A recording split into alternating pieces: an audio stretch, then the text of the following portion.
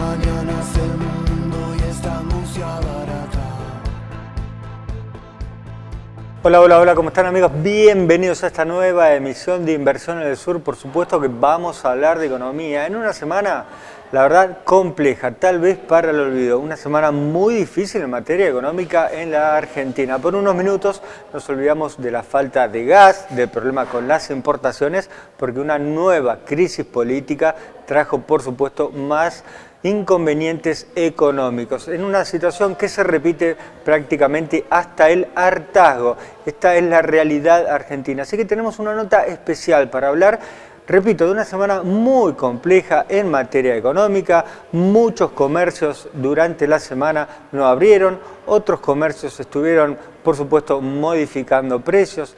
De hecho, muchos distribuidores de alimentos estaban trabajando en sus galpones, en sus empresas, y los camiones no salían a repartir porque todo el mundo estuvo tratando de tocar precios para protegerse del impacto económico que, repito, trae esta nueva crisis política, y esto se repite casi hasta el hartazgo. Realmente los argentinos estamos bastante cansados de la situación política que solamente daña la vida cotidiana de los argentinos. Bueno, tenemos una nota muy especial en el día de la fecha. Vamos a hablar sobre todo esto, sobre economía, por supuesto, con el señor Oscar Lieberman, y además un mano a mano imperdible con el dirigente radical Emiliano Álvarez Porte. No te pierdas el programa del día de hoy.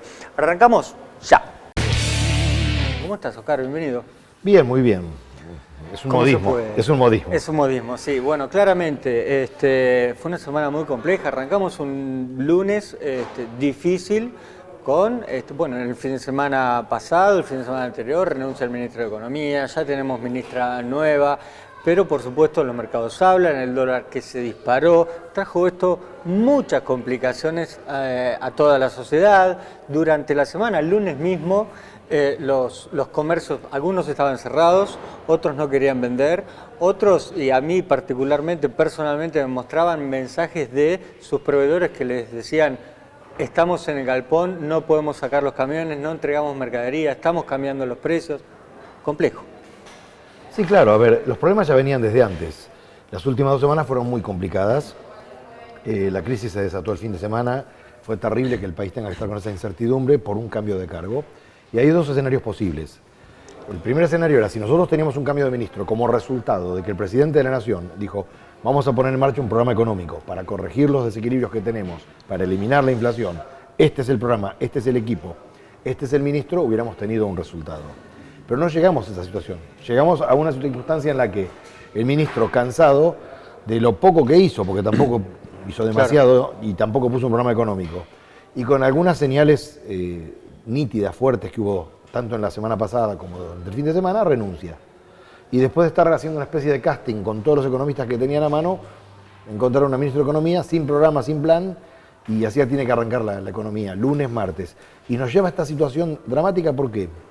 Porque veníamos con problemas en los precios de referencia. En este momento no tenemos ni precios de referencia, ni cantidades disponibles de referencia. Cuando vos no tenés ni precio ni cantidad, la economía está paralizada.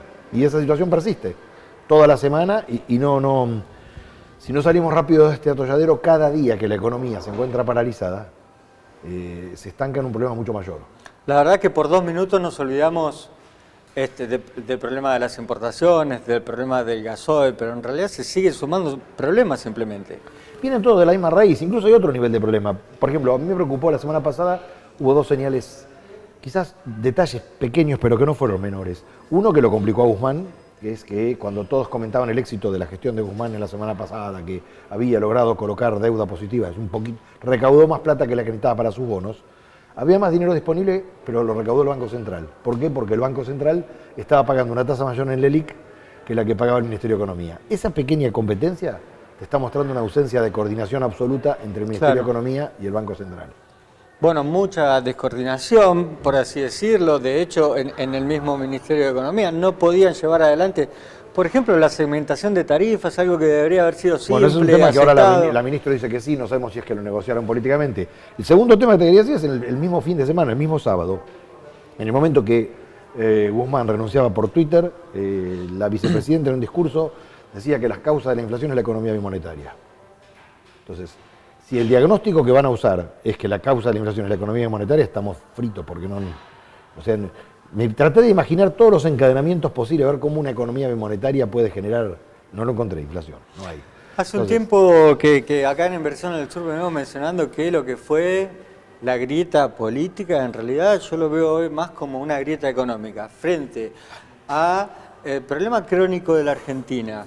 Que cuando crece muy poquito, por ahí se distribuye mal, pero las recurrentes crisis lo que hacen, me parece, es separar cada vez más a la sociedad. Algunos que les va relativamente bien, si se puede decir bien, o están más o menos cubiertos, y otros, los más desprotegidos, están cada vez peor. Entonces ahí tenemos una grieta cada vez más grande. A ver, respecto de esa grieta, hoy en Argentina para que te vaya bien, seguro, o tenés que estar en una parte de la economía en negro, o tenés que hacer negocios con el Estado. No, pero digo que aunque sea estás cubierto o más o menos protegido. Sí, pero para que tengas asegurada una ecuación con rentabilidad, que debería ser lo normal, y lo anormal debería decir que estés en pérdida, tenés alguna de esas dos componentes. O haces negocios con el Estado, o tenés alguna parte de la economía en negro. Son contados con los dedos de la mano las actividades que hoy pueden tener rédito positivo, tienen su economía en blanco y no hacen negocio con el Estado. Hay, pero muy pocas, muy pocas. Y no hay algún precio regulado por el Estado que esté en su ecuación, diría que poquitísimas. Ahora, el problema de la Argentina es político, no es económico. Claro, son crisis políticas las que generan la crisis Los problemas económica. económicos que tiene la Argentina tienen solución, por eso el mundo no los tiene. Estas pavadas de que, bueno, el mundo triplicó la inflación, sí, triplicó la inflación del 1% al 3, del 2 al 6, no al 100, al 200, al 300. Entonces nosotros tenemos nuestra dinámica propia. Entonces, si vos corregís, tenés la voluntad política de encarar el problema, de buscar los instrumentos que ya existen, ponerlos en marcha y sostenerlos, la economía argentina se corrige. Ahora, dentro, así como en la política, tenés plagado de gente que nunca trabajó, salvo en la política o en el Estado, entonces nunca pagó un sueldo, nunca tuvo que firmar un remito, ver realmente cómo se toman las decisiones reales, también los tenés en muchos diagnósticos profesionales. Entonces perdemos tiempo debatiendo cosas que ya están debatidas y aclaradas en el mundo. Y te llevan a conductas raras. Por ejemplo, vos tenés, la inflación es un fenómeno monetario. Anda a cualquier economía de trueque que no vas a tener inflación. Ahora, ¿cuál es la raíz del fenómeno monetario?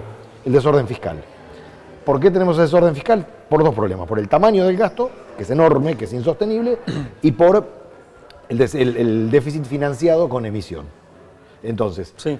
con una presión fiscal récord y con unas leyes musolinianas que te impiden invertir correctamente en la Argentina, vos tenés hoy un tamaño de gasto público que así todo no lo lográs financiar. Entonces, el déficit permanente lo financiás con emisión, con deuda, que después es emisión futura, y eso te genera inflación.